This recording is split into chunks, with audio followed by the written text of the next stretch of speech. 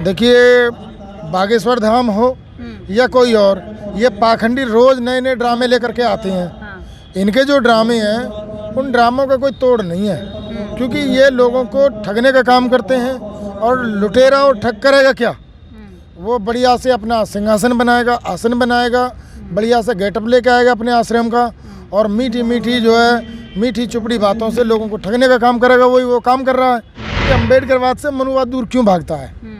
Sir, बताया जाता है कि अम्बेडकरवाद और मनुवाद की जब जब बात आती है तो मनुवाद पर ही हावी पड़ा दिखाई देता है, तो क्या कारण है? देखिए, बाबा साहब डॉक्टर अम्बेडकर समता, समानता, मैत्री, करुणा, भाईचारा और न्याय की बात करते हैं। इसके विपरीत मनुवाद असमानता की, छुआछूत की, जातिवाद की, भेदभाव की, इसकी बात करता है। तो ये दोनों में बेसिक अंतर है।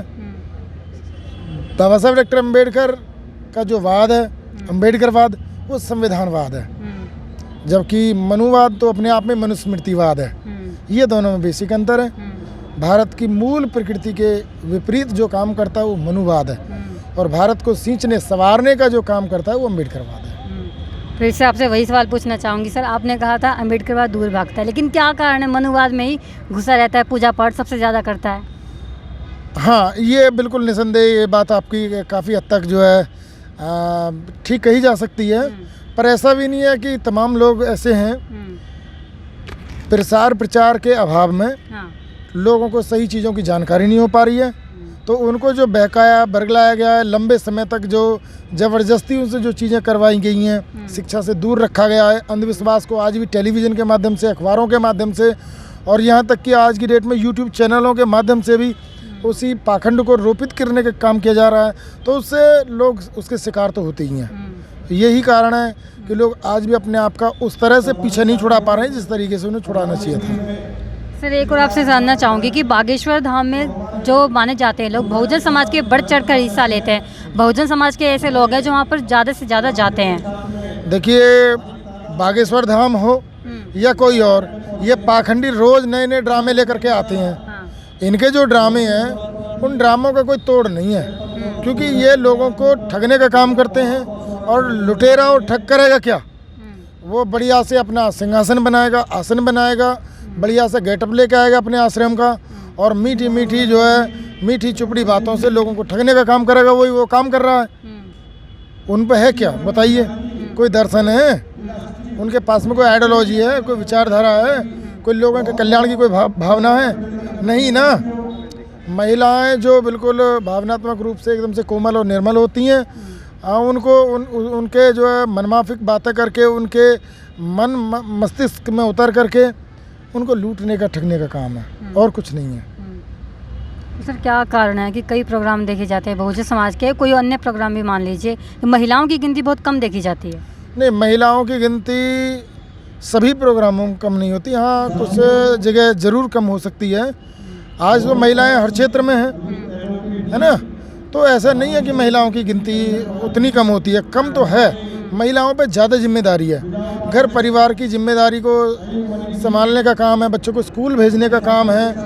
जो पुरुष घर से बाहर जाता है उसके लिए भी उसके कपड़े तैयार करना, खाना बनाना, तो वो दोहरा जीवन उनको जीना होता है, तो उन पर ज़्यादा दबाव होता है। फिर भी जब बड़े मौके होते हैं तब महिलाएं पुरुषों से भी ज़्यादा बढ़ चढ़ करके उनमें हिस्सा लेती हैं और आगे दिखाई देती हैं।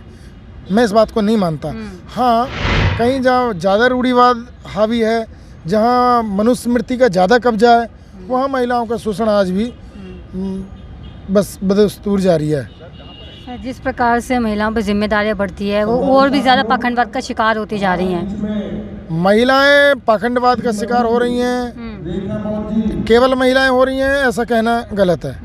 उसमें पुरुष भी शामिल है। भाई, अंधविश्वास और पाखंड का तो कोई भी शिकार हो सकता है ना।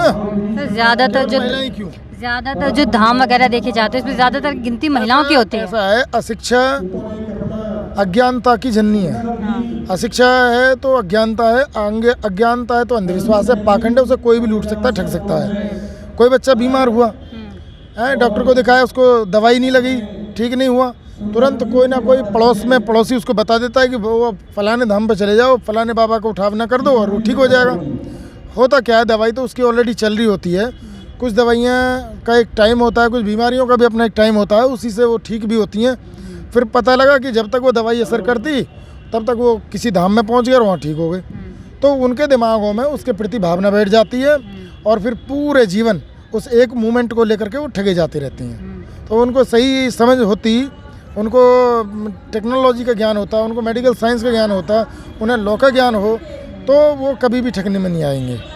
सर क्या लगता है ये मनुवाद है या जो पाखंडवाद है कभी खत्म हो पाएगा? ये एक ही है। हाँ। मनुवाद, पाखंडवाद, ब्राह्मणवाद, ये सारा का सारा एक ही सिस्टम है और उसी के ये सब नमूने हैं। और ख़त्म होने का तो ये है कि बाबा साहब डॉक्टर अम्बेडकर जी से पहले 2500 वर्ष पहले तथागत बुद्ध इस भूमि पर जो है उन्होंने काम किया और ब्राह्मणवाद को जो है उन्होंने दूर भगाने का काम किया, पाखंड और अंधविश्वास को दूर भगाने का काम किया, भारत को बौद्धमय बनाने का काम किया।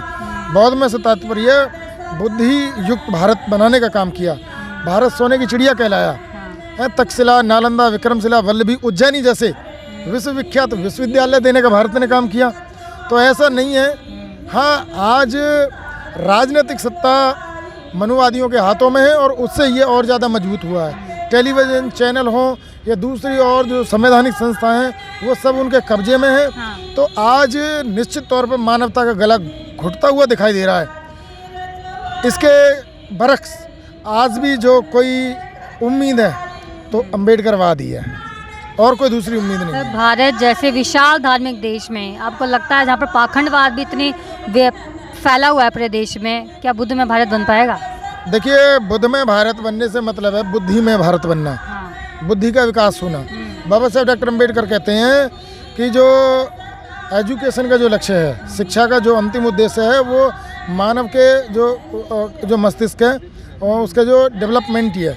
तो जब cultivation of mind should be the final existence, final aim of human existence, ये उक्ति बाबा साहब ने दी है। यही बुद्धिज्म की उक्ति है।